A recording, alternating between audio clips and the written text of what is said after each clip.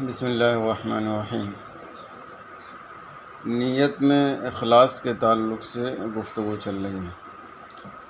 علامہ ابن نجیم علیہ رحمۃ الرضوان فرماتے ہیں وقدمنا انہ اذا نوى الاعتاق لرجل کان مباحا، اور ہم نے پہلے ذکر کیا کہ جب کسی شخص کے لیے اعتاق کی نیت کی ہو تو یہ مباح ہوگا۔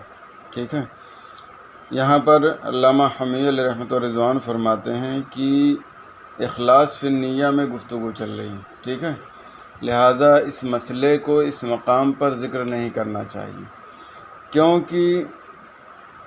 عتق جو ہے یہ اصل کے اعتبار سے کیا ہے، عبادت نہیں ہے، یعنی فی نفسی وہ کیا ہے، عبادت نہیں ہے، بغیر اخلاص کے وہ چیز درست ہو جاتی ہے، اور عبادت نہ ہونے ہی کی وجہ سے اگر کافر ایسا کام کرے یعنی آزاد کرے تو اس کی طرف سے یہ درست ہو جائے گا، لہذا یہاں اخلاص فی النیہ کی غلام کو آزاد کرنے کے لیے ضرورت نہیں ہے، اس لیے یہاں کو کیا ہے، اس مسئلے کو ذکر نہیں کرنا چاہیے۔ وَلَمْ أَرَ حُكْمَ مَا إِذَا نَوَى الصَّوْمَ وَالْحَمِيَّةَ وَيَشْمُلُهَا مَا إِذَا أَشْرَكَ بَيْنَ عِبَادَةٍ وَغَيْرِهَا فَهَلْ تَصِحُّ الْعِبَادَةُ، اور میں نے اس کا حکم نہیں پایا جب کہ روزے کی نیت کرے اور پرہیزگاری کی بھی، اور اسی طرح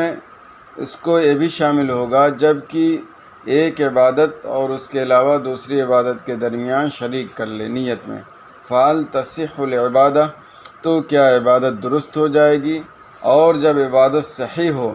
تو کیا اس کی مقدار ہی اس کو ثواب ملے گا یا بالکلیہ اس کو ثواب نہیں ملے گا۔ ٹھیک ہے، تو یہاں پر یہ کہہ رہے ہیں کہ اگر کوئی شخص روزے کی نیت کرتا ہے ساتھ میں کیا ہے، تداوی کی نیت کر لے، یعنی کہ یا پرہیزگاری کی،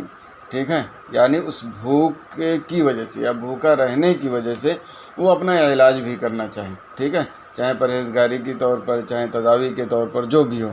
تو ایسی صورت میں کہہ رہے ہیں ہمیں اس کا حکم نہیں ملا کہ اس کے یہ عبادت درست ہوگی کہ نہیں، لیکن علامہ حمیدی علیہ رحمۃ الرضوان فرماتے ہیں کہ صحیح اصح یہ ہے کہ اس کا روزہ درست ہو جائے گا،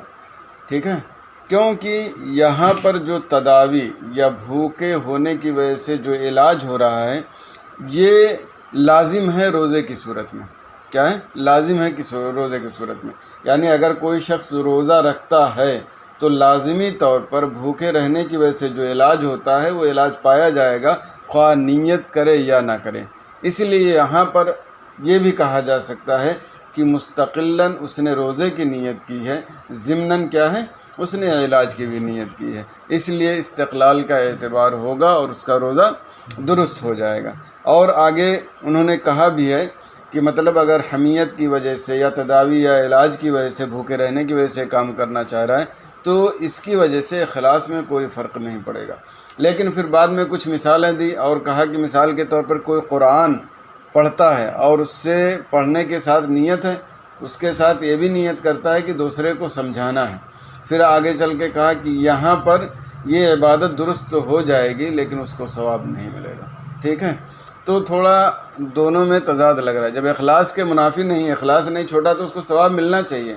پھر آگے چل کے کہہ رہے ہیں کہ عبادت تو درست ہو جائے گی لیکن ثواب نہیں ملے گا۔ میرے اپنے اعتبار سے ہم کو یہ لگتا ہے کہ جب بالاستقلال اس نے روزے کی نیت کی ہے تو اس کو ثواب پورے طور سے ملنا چاہیے، ضمناً اگرچہ وہ کیا بولتے ہیں تداوی کے طور پر علاج شامل ہو جائے یا حمیت کے طور پر علاج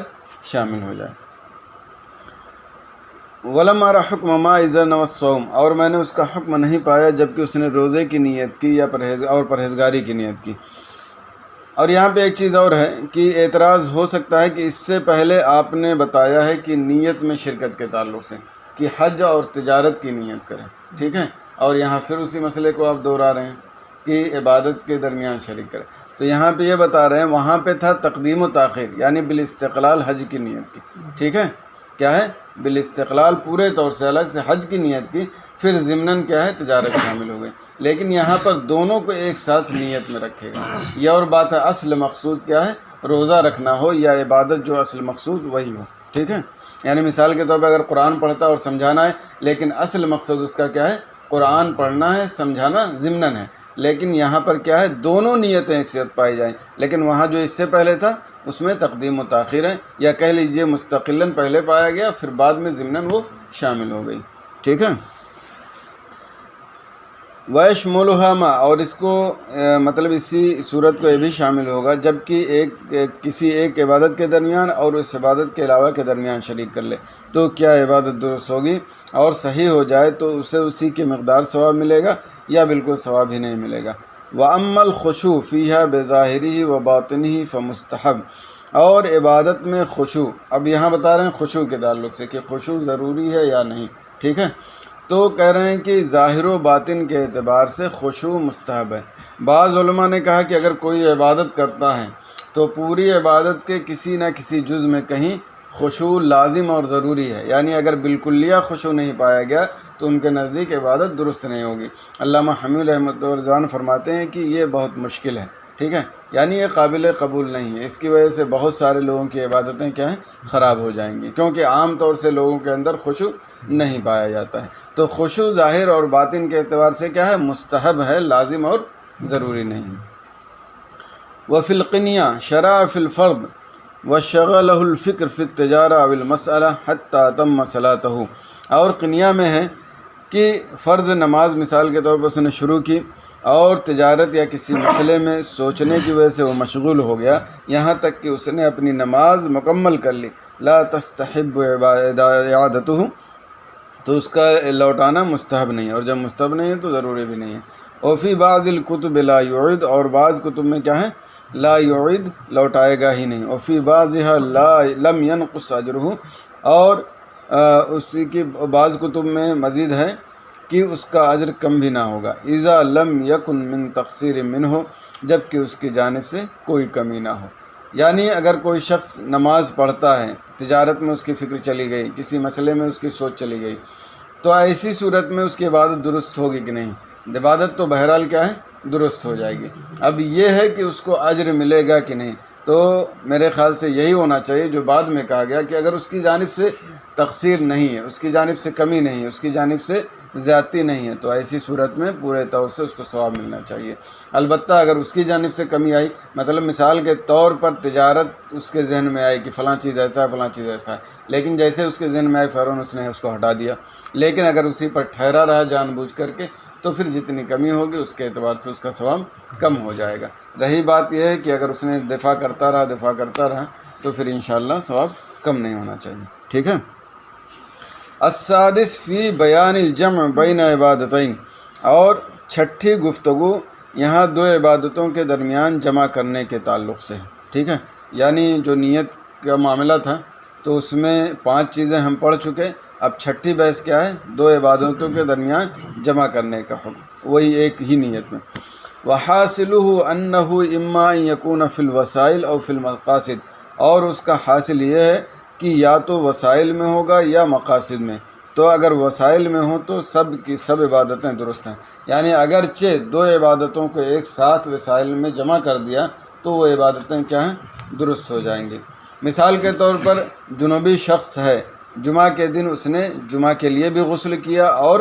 رفع جنابت کے لیے بھی غسل کیا، تو یہ وسائل سے ہے غسل، اور ایک ہی نیت میں دونوں چیزوں کو جمع کر دیا، تو یہ کہہ رہے ہیں دونوں کے چیزیں کیا ہے، درست اور صحیح ہو جائیں گے، اور اس کی جنابت کیا ہے، مرتفع ہو جائے گی، ختم ہو جائے گی۔ اغتسل الجنوب یوم الجمعہ، جمعہ کے دن جمعہ کے لیے جنوبی نے غسل کیا اور رفع جنابت کے لیے، تو اس کی جنابت ختم ہو جائے گی اور اسے جمعہ کے غسل کا ثواب ملے گا، ٹھیک ہے، یعنی جنابت بھی ختم ہو جائے گی اور اسے ثواب بھی ملے گا، ایسا نہیں کہ جنابت درست ہو اور اسے ثواب نہ ملے۔ وَإِنْ كَانَ فِي الْمَقَاصِدِ، اور اگر مقاصد میں ہے، فَإِمَّا أَنْ يَنْوِيَ فَرْضَيْنِ أَوْ نَفْلَيْنِ أَوْ فَرْضًا وَنَفْلًا، تو یا تو 2 فرض کی نیت کرے گا یا 2 نفل کی نیت کرے گا، یا فرض اور نفل کی نیت کرے گا، سب کی تقدیم و تاخیر کے ساتھ تفصیل بیان کریں گے اور مثالیں پیش کریں گے۔ یہاں پہ علامہ حمیل علیہ رحمۃ اللہ رضوان نے فرمایا کہ فرض اور واجب کو ایک ساتھ جمع کرے تو اس کا حکم یہاں پر انہوں نے بیان نہیں کیا، یعنی اگر کوئی شخص ایک ہی ساتھ فرض کی بھی نیت کرے اور کیا ہے، واجب کی بھی نیت کرے، مثال کے طور پر ظہر کی نیت کی اور اس کے ساتھ 2 رکعت طواف کی نیت کی، یا 2 رکعت عید کی نماز کی نیت کی، تو ایسی صورت میں کیا ہے، اس کی نماز بھی باطل ہو جائے گی۔ یعنی جس طرح دو فرض کی نیت کرے گا اور اس کی کوئی نماز درست نہیں ہوگی، اسی طرح سے اگر فرض اور واجب کو ایک ساتھ جمع کر دیا، اس صورت میں بھی کوئی عبادت درست نہیں ہوگی۔ تو یہ خالی نہیں ہوگا اس بات سے کہ یا تو یہ نماز کے متعلق ہوگا یا غیر نماز کے متعلق ہوگا۔ فَإِن كَانَ فِي الصَّلَاةِ لَمْ تَصِحْ وَاحِدَةٌ مِّنْهُمَا، تو اگر نماز میں ہو تو ان دونوں میں سے کوئی ایک بھی درست نہیں ہوگا۔ ٹھیک ہے۔ قال فی السراج الوہاج،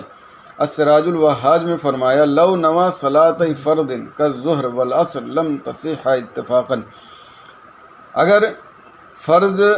کی دو نماز کی نیت کی ایک ساتھ، جیسے کہ ظہر ہے اور عصر ہے، لم تصح اتفاقا، تو دونوں کیا ہیں؟ درست نہیں ہوں گی۔ کہہ رہے ہیں دو فرض ایک ساتھ کیسے نیت کرے گا؟ کہہ رہے ہیں کہ مثال کے طور پر ایک وقتیہ ہے اور ایک اس کے ذمہ باقی، ٹھیک ہے، دونوں کو ایک ساتھ اس نے نیت کر لی، تو ایسی صورت میں کیا ہے؟ دونوں میں سے کسی کی بھی نیت درست نہیں ہوگی، یا دونوں نمازوں میں سے کوئی نماز درست نہیں ہوگی۔ اور یہاں پر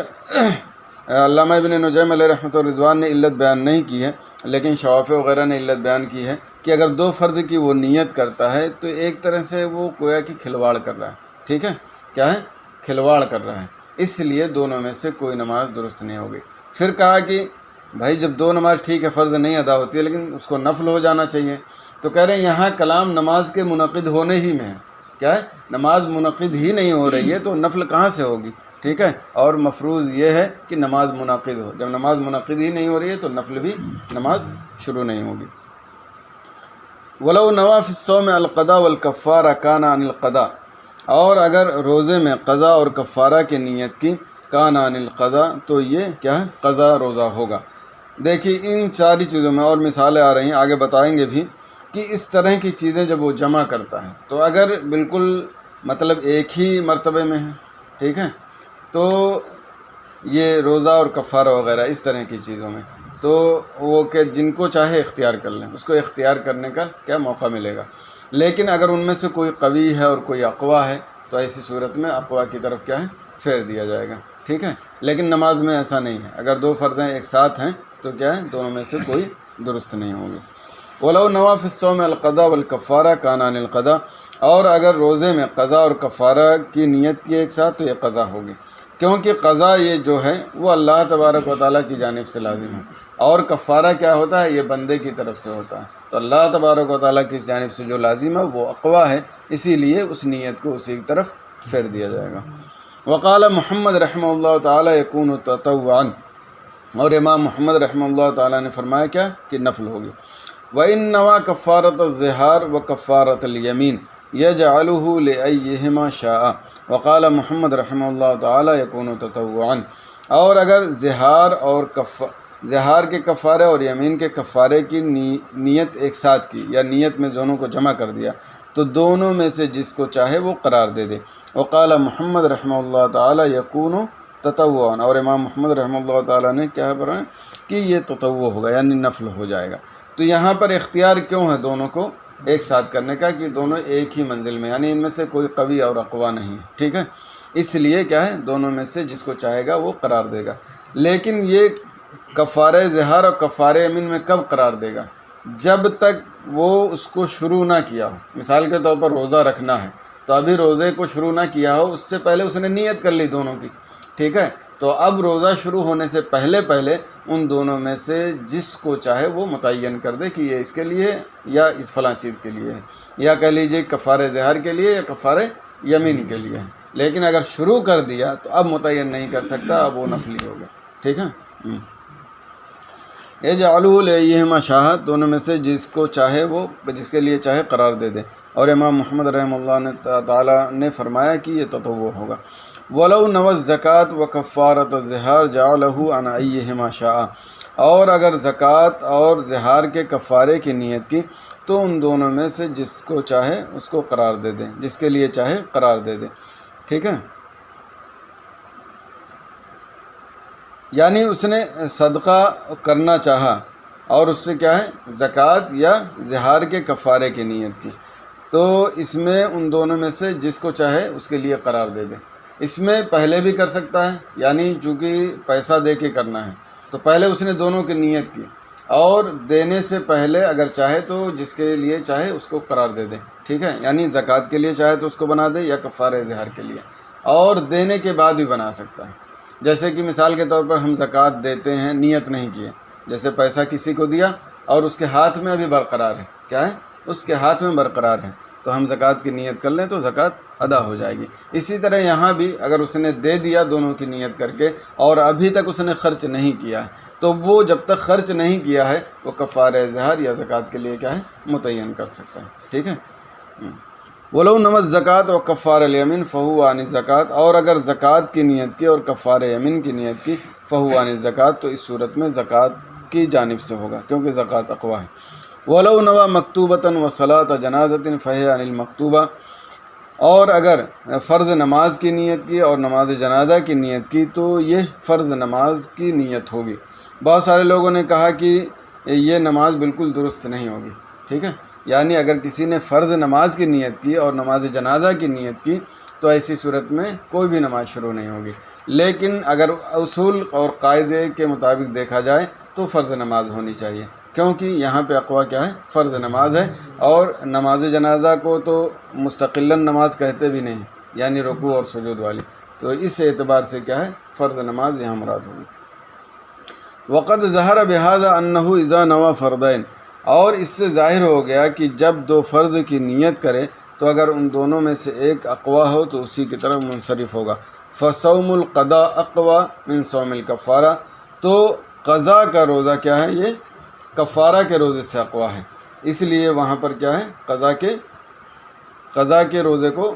متعین کیا اور کہا کہ اسی کی طرف نیت منصرف ہوگی۔ فَإِنِ اسْتَوَيَا فِي الْقُوَّةِ فَإِنْ كَانَ فِي الصَّوْمِ فَلَهُ الْخِيَارُ، تو اگر قوت میں دونوں برابر ہوں تو اگر روزے میں ہیں تو اسے اختیار ہے، یعنی وہ اختیار ہے جس کے لیے چاہے قرار دے دے، جیسے کفارہ ظہار اور کفارہ یمین، تو دونوں میں سے جس کے لیے چاہے وہ قرار دے سکتا ہے۔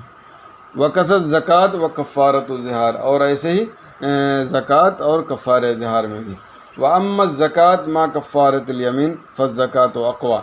اور رہی بات زکوٰۃ کی کفارہ یمین کے ساتھ تو یہاں پر زکوٰۃ کیا ہے، اقوا ہے، اس لیے یہی زکوٰۃ ہی نیت میں مانی جائے گی۔ وَأَمَّا فِي الصَّلَاةِ فَيُقَدَّمُ الْأَقْوَى أَيْضًا، اور رہی بات نماز میں تو یہاں پر بھی اقوا کو مقدم کیا جائے گا۔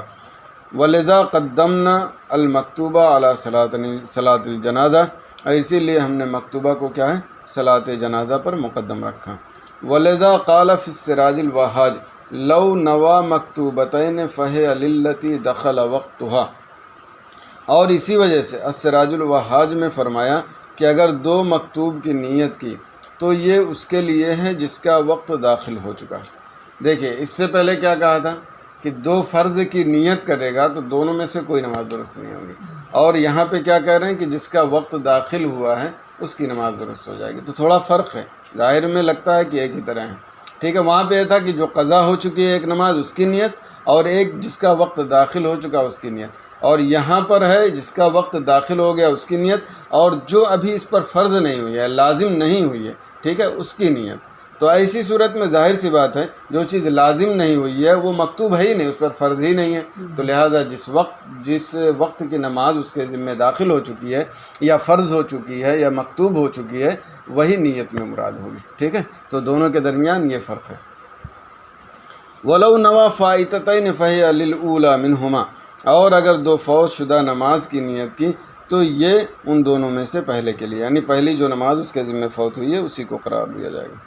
وَلَوْ نَوَى فَائِتَةً وَوَقْتِيَّةً فَهِيَ لِلْفَائِتَةِ إِلَّا أَن يَكُونَ فِي آخِرِ الْوَقْتِ، اور اگر فائتہ کی نیت کی اور وقتیہ کی نیت کی تو یہ فوت شدہ کے لیے ہی ہوگی مگر ایک ہی وقت کے آخر میں ہو، یعنی اگر نماز پڑھنے والا صاحب ترتیب ہے، ٹھیک ہے،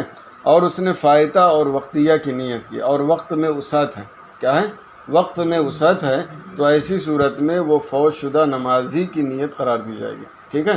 لیکن اگر وقت میں وسعت نہیں ہے، یعنی صرف جو اس وقت کی نماز ہے وہی نماز پڑھ سکتا ہے، فوت شدہ نماز کے لیے وسعت نہیں ہے، تو ایسی صورت میں کیا ہے، وہی وقتیہ نماز ہوگی، فوت شدہ نماز کیا ہے، نہیں ہوگی۔ البتہ اگر صاحب ترتیب نہیں ہے اور اس نے مطلب فوت شدہ اور وقتیہ کی نیت کی تو کوئی نماز درست نہیں ہوگی، جیسا کہ پہلے بتائیں، ٹھیک ہے۔ تو اس طرح سے یہ سارے مسائل ہیں اور ایک ساتھ نیت میں جمع کرنے کے ان کے احکام ہیں، اس کو ذہن میں رکھیں، انشاءاللہ پھر آئندہ اور سے